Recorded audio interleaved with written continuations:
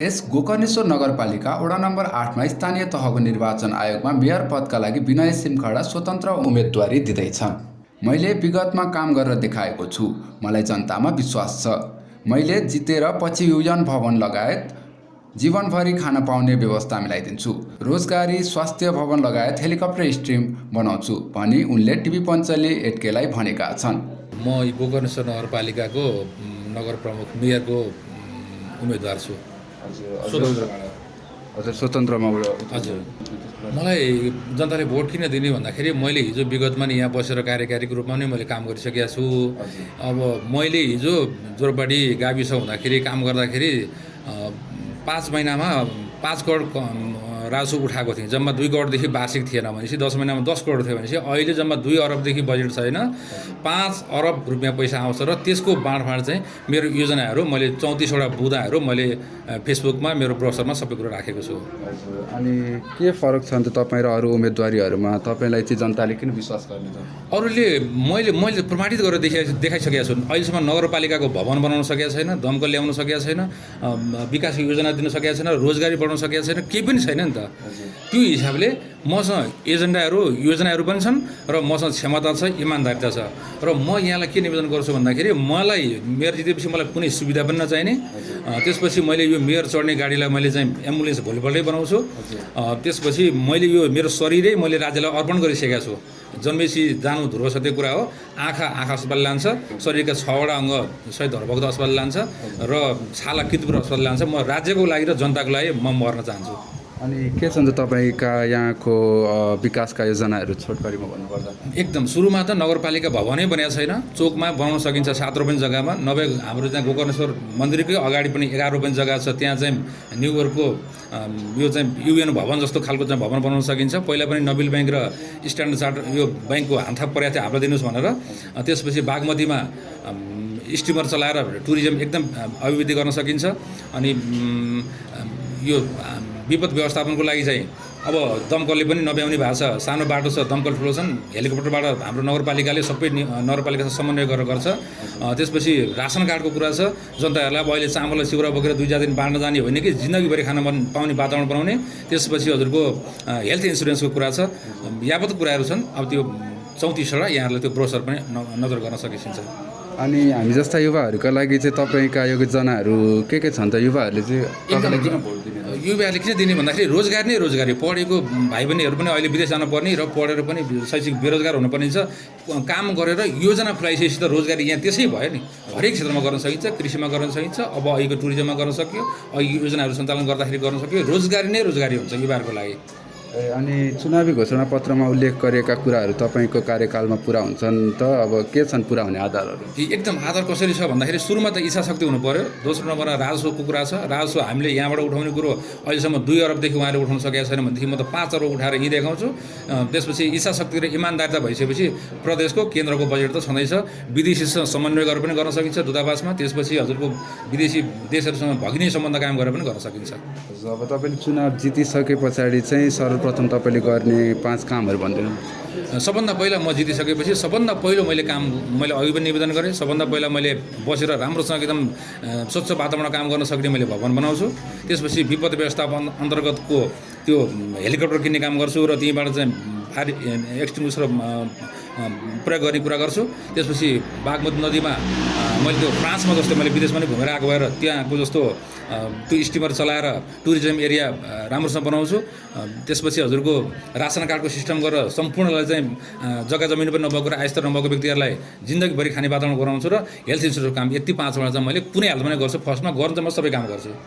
हजुर, अब अन्त्यमा हामीलाई हेरेर बसिरहनु भएको जनताहरूलाई तपाईँ के भन्न चाहनुहुन्छ? मलाई यो 2 हात जोडेर म निवेदन गर्छु कि मैले पढेको छु, म बुझेको छु, इमान्दार छु, विश्व घुमेको छु, मैले सम्पूर्ण शरीरै राज्यलाई अर्पण गरेको छु भनेदेखि एकचोटि मूल्याङ्कन गर्नु होला। हिजो मैले क्षमता पनि देखाइसकेको छु। यहाँलाई 2 हात जोडेर मलाई एकचोटि प्रयोग गर्नु होला भनेर म अनुरोध गर्छु। यस गोकर्णेश्वर नगरपालिका वडा नम्बर 8मा स्थानीय तहको निर्वाचन आयोगमा वडा अध्यक्ष पदका लागि आदर्श छेत्री नेपाल शासन पार्टीबाट उम्मेदवारी दिँदैछन्। उनले हामी जस्ता युवाहरू चिया खाएर गर्लफ्रेन्ड घुमाएर हिँड्ने बेलामा आज यहाँ बसेर उम्मेदवारी दिँदैछु। यदि विगतका नेताहरूले राम्रोसँग कार्ययोजनाहरू गरेको भए हामी जस्ता युवाहरू यहाँ उपस्थित हुनुपर्ने थिएन भनेका छन्। उनको योजनाहरू वडामा स्वास्थ्य चौकी खुलाएर हप्ताको 2 पटक विशेषज्ञ डाक्टर मार्फत रोगहरूको उपचार गराइने र भ्रष्टाचारलाई शून्य पार्ने रहेको छ। सबैलाई नमस्कार, मेरो नाम आदर्श छेत्री र म गोकर्णेश्वर नगरपालिका वडा नम्बर 8को वडा अध्यक्षको उम्मेदवार र म नेपाल सोसल पार्टी जसको नेतृत्व रमेश प्रसाद खरेलज्यूले गर्नुहुन्छ त्यो पार्टीबाट उम्मेदवारी दिँदैछु। 2046-47 सालपछि यो 31-32 वर्षमा हामीले विभिन्न दलका नेताहरूलाई हेऱ्यौँ, उहाँहरूको कार्ययोजना, उहाँहरूको काम र त्यो हेर्दै गर्दाखेरि आज यदि उहाँहरूले साँच्चीकै विकासका कामहरू गर्नुभएको थियो, साँच्चीकै यो देशमा आमूल परिवर्तन भएको थियो भने आज हामी जस्तो युवाहरू यो उमेरमा जुन उमेरमा चाहिँ तपाईँको साथीसँग चिया खाजा खाएर होइन गर्लफ्रेन्ड बनाएर हिँड्ने बेलामा चाहिँ समाज हाँक्छु भनेर यसरी हिँड्नुपर्ने थिएन। त्यो हाम्रो रहर होइन, हाम्रो बाध्यता हो र त्यसलाई आत्मसात गर्दै हामी जस्ता युवाहरूलाई तपाईँहरूले अग्रसर गराउनु भयो र चालकमा सिटमा राखेर, जस्तै कुनै पनि जस्तै एउटा गाडी चलाउँदाखेरि नै चालकको सिटमा युवालाई राखेर पछाडिबाट अनुभव भएका व्यक्तिहरूले चाहिँ दाहिने काट, देब्रे काट, क्लच लिऊ, ब्रेक लिऊ भनेर चाहिँ पछाडिबाट सिकाउने हो। तर यो होइन कि उहाँहरू चालकको सिटमा बसेर चाहिँ त्यो गाडी हाँक्ने। त्यसैले हामी युवालाई तपाईँहरूले जिताउनु पर्ने हुन्छ। अनि के फरक छन् त तपाईँ र अरू उम्मेदवारहरूमा? तपाईँको धेरै राम्रो प्रश्न, तपाईँलाई धन्यवाद छ। हामी नेपाल सुशासन पार्टी, मैले अहिले भने हाम्रो आदरणीय नेपाल प्रहरी सङ्गठनका पूर्व डिआइजी रमेश प्रसाद खरेलज्यूले गर्नुहुन्छ र उहाँ 29 वर्ष प्रहरी सङ्गठनमा काम गर्दै गर्दाखेरि उहाँ टेस्टेड एन्ड पास्ट क्यान्डिडेट हो। उहाँलाई जनताले टेस्ट गरिसक्नु भएको छ र उहाँ काठमाडौँको तपाईँको जिल्ला इन्चार्ज हुँदा होस् या कञ्चनपुर होस् या कुनै पनि जिल्लामा उहाँले काम गर्दै गर्दाखेरि उहाँले ती गलत गतिविधिहरूलाई, अवैधानिक कामहरूलाई उहाँले जसरी निर्क्युल गर्नुभयो त्यो एउटा सराहनीय विषय हो। त्यसैले म गौरवका साथ भन्छु कि म रमेश प्रसाद खरेलज्यूको पार्टीलाई नेतृत्व गर्दै म उम्मेदवारी दिँदैछु। त्यसैले हामी निष्पक्ष छौँ, हामीसँग तपाईँका दमदार कार्ययोजनाहरू छन् र हामीमा त्यो जोस, जागर, इमान्दारिता र नैतिकता छ। त्यसैले हजुर, ठिक छ। अनि के छन् त तपाईँका विकासका योजनाहरू छोटकरीमा भन्नुपर्दा? हामीले 2079 साल अस्ति वैशाख 3 गते शनिबार माकलबारीमा कोन सभा गरेका थियौँ र त्यसमा हाम्रो घोषणापत्रमा 10 बुँदाको घोषणापत्र चाहिँ हामीले सार्वजनिक गरेका थियौँ र त्यसमा तपाईँलाई छोटकरीमा भन्नुपर्दाखेरि चाहिँ हामीले स्वरोजगार, शिक्षा, स्वास्थ्य भनेर विभिन्न अवधारणाहरू ल्याएका छौँ। जस्तै हामीले स्वास्थ्यमा के भनेका छौँ भने हामीले नागरिक स्वास्थ्य केन्द्रको अवधारणा ल्याएका छौँ। त्यो भनेको कस्तो भने हामी वडामा निर्वाचित भएर गइसकेपछि हाम्रो वडाले एउटा नागरिक स्वास्थ्य केन्द्र, एउटा स्वास्थ्य चौकी चाहिँ खडा गर्छ र त्यो स्वास्थ्य चौकीमा चाहिँ एक ल्याब टेक्निसियन, तपाईँको 2 अनुभवी नर्स र 1 डाक्टर राखेर चाहिँ हामीले दैनिक रूपमा 50 जनाको टोकन सिस्टममा चाहिँ हाम्रा मतदाताहरूलाई, हाम्रा वासीहरूलाई चाहिँ हामीले सानोभन्दा सानो रोगको परीक्षण गर्छौँ र हप्ताको 2 पटक चाहिँ सम्बन्धित विषयको विशेषज्ञ डाक्टर बोलाएर उहाँहरूलाई चाहिने सरसल्लाह र उहाँहरूको स्वास्थ्यमा चाहिने ती मार्गदर्शन गर्छौँ। अनि के छन् त हामी जस्ता युवाहरूका लागि तपाईँहरूको योजना? हजुर, हामीले घोषणापत्रमा बुँदा नम्बर 1 मै युवाहरूलाई केन्द्रित गर्दै स्वरोजगारको अवधारणा ल्याएका छौँ। स्वरोजगार भने चाहिँ कस्तो हो भने जति पनि यो वडामा चाहिँ तपाईँको उद्यमशील सोच राख्ने नवप्रवर्तकहरू हुनुहुन्छ, उहाँहरूलाई चाहिँ हामी निर्वाचित भएर गइसकेपछि त्यो उद्यमशील सोच राख्ने, ती नवीन सोच राख्ने युवाहरूलाई हामीले आह्वान गर्छौँ र ती आह्वान गरिएका मध्ये तपाईँको एकदमै कम्पिटिसनबाट, प्रतिस्पर्धात्मक तपाईँको पद्धतिबाट हामीले 5 सर्वोत्कृष्ट आइडियालाई, सोचलाई हामीले छान्छौँ र उनीहरूलाई तपाईँका उद्यमविद, कानुनविद, होइन, सरसल्लाहकार, विभिन्न परामर्शदाता राखेर चाहिँ हामीले उनीहरूलाई तालिम प्रदान गर्छौँ, हामीले उनीहरूलाई मार्गदर्शन गर्छौँ र हामीले उहाँलाई लगानी पनि गर्छौँ। सर्वप्रथम त तपाईँले प्रश्न गर्दै गर्दाखेरि तपाईँको प्रश्नमा मैले सन्देह देखेको छु, शङ्का देखेको छु। त्यो जायज पनि छ, किनभने हिजोको दिनहरूमा अरू राजनीतिक दलहरूले आफ्नो घोषणापत्रमा ती अतिरञ्जित सपनाहरू, ती फुस्रा सपनाहरू जनतामाझ बाँड्दै गर्दाखेरि तपाईँ हामीमा निश्चित रूपमा त्यो आक्रोश र कुण्ठा या हामीप्रति शङ्का गर्नु जायज छ।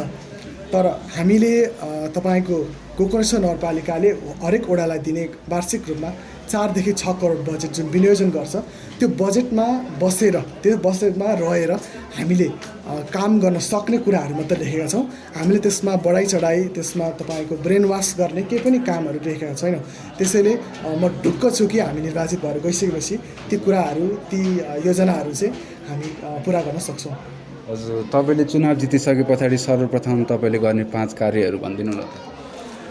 मैले अघि नै पनि मेरा केही बुदाहरू तपाईँलाई भनिसकेँ र म जित्दै गर्दाखेरि 2टा कुरा चाहिँ विशेष गरी मैले मेरो ध्यान आकर्षण भएको छ। जस्तै यी कार्ययोजनाहरू त हामीसँग छँदैछन् होइन, त्यो त हामीले तपाईँका बुदागत रूपमा ल्याएका छौँ। तर 2टा कुरा चाहिँ एउटा तपाईँको सार्वजनिक जिम्मेवारीको पदमा बसिसकेपछि होइन, हामी जनताको तपाईँको सेवा गर्न गइसकेपछि म त अब के भन्छु भने हामी एउटा यो जनप्रतिनिधि भएर अघि बढिसकेपछि हामी एक हिसाबले जनताको नोकर हो होइन, र हामी उहाँहरूलाई सेवा गर्नलाई त्यहाँ निर्वाचित भएर गएका हौँ। त्यसैले यो 2टा कुरा चाहिँ मेरो के छ भने एउटा तपाईँको समयनिष्ठता हाम्रो एउटा समाजमा प्रचलित भनाइ छ, सरकारी काम कहिले जाला काम होइन, र यो गाँठोलाई फुकाउँदै यो जटिल गाँठोलाई फुकाउँदै हामीले 10 देखि 4 बजेसम्म चाहिँ यो रिबन काट्न जाने, यो कसैको बर्थडे पार्टीमा जाने होइन, यो रमाइलो गर्ने होइन कि 10 देखि 4 चाहिँ निर्वाचित भएर गइसकेपछि हामी तपाईँको जनताको सेवाको लागि चाहिँ हामी ओडामा तत्पर रहनेछौँ। यो समयनिष्ठता भयो। र अर्को चाहिँ हामी भ्रष्टाचारमाथि शून्य सहनशीलता राख्दछौँ। हामीले आफू तपाईँको त्यो ठाउँमा पुगिसकेपछि हामी भ्रष्टाचार हुन दिँदैनौँ, हामी बेरोजो हुन दिँदैनौँ र आएका बजेटहरूको फजुल खर्च हामी गर्दैनौँ। अब अन्त्यमा हामीलाई हेरेर बसिरहनुभएका जनताहरूलाई के भन्न चाहनुहुन्छ? मलाई लाग्छ कि हाम्रा गोकर्णेश्वर नगरपालिका वडा 8 मा बस्ने आदरणीय जनसमुदायहरू पक्कै पनि विवेकी हुनुहुन्छ। उहाँहरूले यत्रो वर्ष पुरा राजनीतिक दलहरूलाई हेरेर आइसक्नु भएको छ। त्यसैले म निर्धक्क छु कि उहाँहरूको विवेक प्रयोग गरेर यसपालि मकै चिन्हमा मतदान गरेर मलाई विजय गराउनुहुनेछ। धेरै धेरै धन्यवाद। त्यहाँका स्थानीयहरू भन्छन्, पहिला हामी पार्टी हेरेर भोट दिन्थ्यौँ, अब हामी योजनाहरू हेरेर भोट दिनेछौँ। अहिले देशमा चाहिँ युवाले केही गर्छन्, केही गर्न दिनुपर्छ।